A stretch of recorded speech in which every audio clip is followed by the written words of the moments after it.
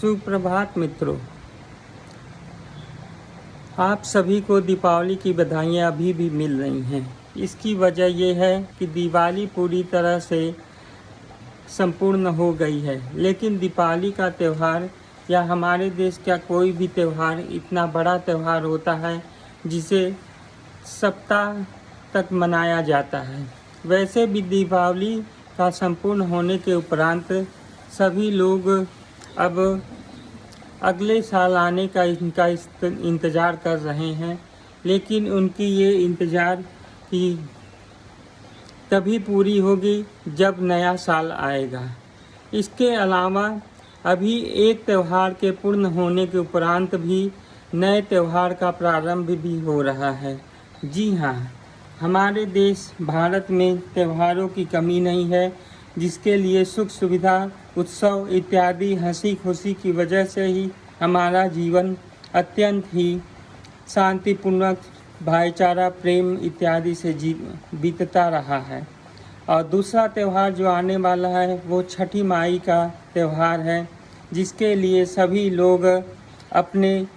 गंतव्य स्थान पे दूर दूर विदेशों से आना प्रारंभ कर दिए हैं और उसके लिए पूरी तरह से तैयारियां जोर शोर से चलने लगी हैं।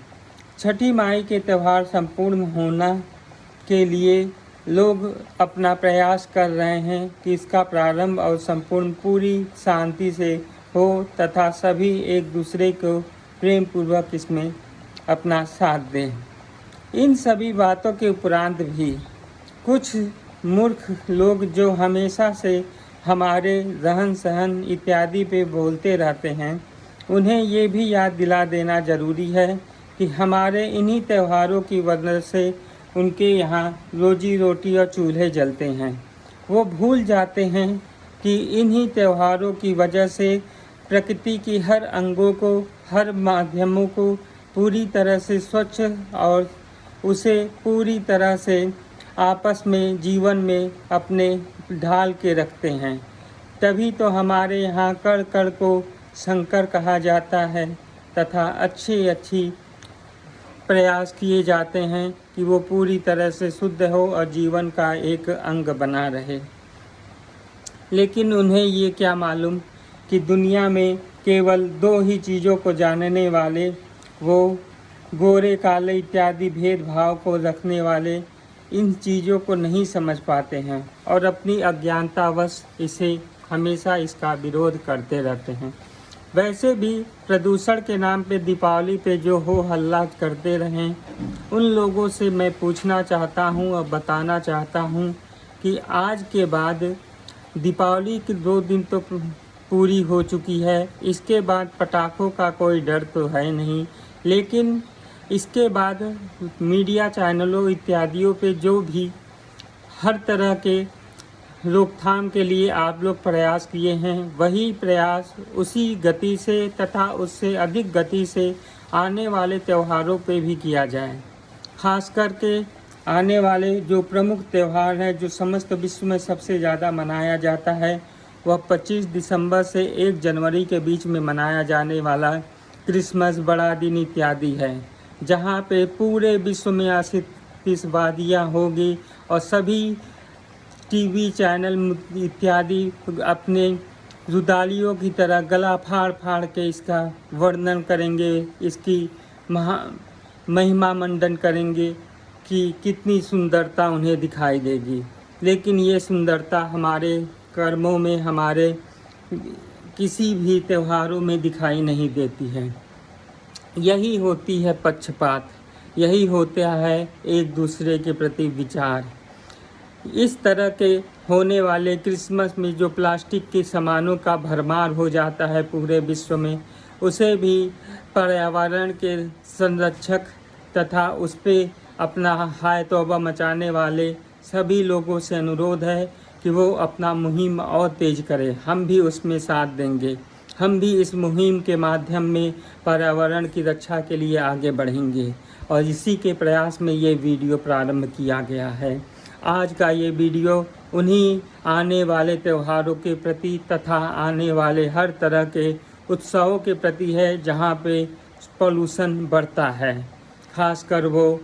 डीजे मीजे जो भी हैं, इसके अलावा आतिशबाजी इत्यादि, बिना मौसम के रंग बारिश इत्यादि जो होंगी राजनीतिक पार्टियां के विजय जश्न में, वो जो कि महाराष्ट्र इलेक्शन और झारखंड इलेक्शन के समय जीतने वाली पार्टियां करेंगी, तथा वो दारुण दुख दिखाने वाले त्यौहार जो इस समय आने वाले हैं। इसके अलावा समस्त विश्व के बड़ी से बड़ी त्यौहार क्रिसमस, जिसको कहते हैं बॉक्सिंग डे का त्यौहार, 25 दिसंबर से 1 जनवरी तक, जहाँ पे बड़े बड़े प्लास्टिक के सामान सांता क्लॉज बड़े बड़े प्लास्टिकों में गिफ्ट ला के सभी बच्चों को देंगे इत्यादि। इसके अलावा आतिशबाजी, नववर्ष की आतिशबाजी, नववर्ष के मौसम में तरह तरह के मदिरापान के साथ साथ अभोज्य पदार्थ, मांस मछली का चयन तथा हर तरह के दुर्व्यवहार तथा साउंड पोल्यूशन, एयर पोल्यूशन के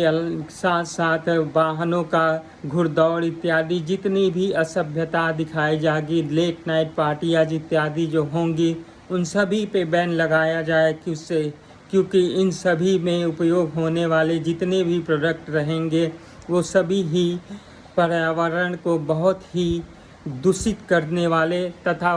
पर्यावरण को पूरी तरह से नष्ट करने वाले ही होते हैं। जिसका आकलन यदि करना है तो आप पूरी तरह से लिस्ट बनाकर देख लीजिए। यदि किसी एक पार्टी का आयोजन होता है तो वहाँ पे डीजे इत्यादि से ध्वनि प्रदूषण, बहुत लोगों के एक स्थान पे एकत्रित होने से, धूम्रपान तथा मादक पदार्थों को उपयोग से वहाँ पे साउंड पोल्यूशन के साथ साथ एयर पोल्यूशन और जल पोल्यूशन इत्यादि भी बहुत तेज़ी से होती है। कैरेक्टर पोल्यूशन का तो बात ही छोड़ दीजिए।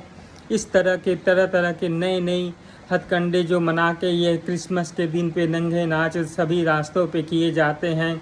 ड्रिंक एंड ड्राइव के केसेस बनते हैं तथा एक्सीडेंट होते हैं। इस तरह की बहुत बड़ी बड़ी क्षतियाँ जो होती हैं उन सभी को रोक लगाया जाए तथा जितने भी प्लास्टिक के प्रोडक्ट उपयोग किए जा रहे हैं, खासकर प्लास्टिक के पॉलीथीन इत्यादि, कोको कोला के इत्यादि के प्लास्टिक के बोतलें, पिज्ज़ा मिज्जा, ये सब जितने भी चीज़ें हैं अभोज्य पदार्थ, उन सभी पे बैन लगाया जाए, जिससे ही पर्यावरण की रक्षा हो सकती है। ऐसा करने की क्षमता किसी भी सरकार में नहीं है, क्योंकि ये अंधी सरकार मात्र दुखड़ा रोती है बस सनातनी धर्मों के ऊपर होने वाले त्योहारों पे। बाकी त्योहारों के प्रति ये ठीक वही कौरव प्रधान के अनुसार हो जाते हैं, जो देखते हुए आंखें होते हुए भी जन्म से अंधे बन जाते हैं। जय हिंद, वंदे मातरम।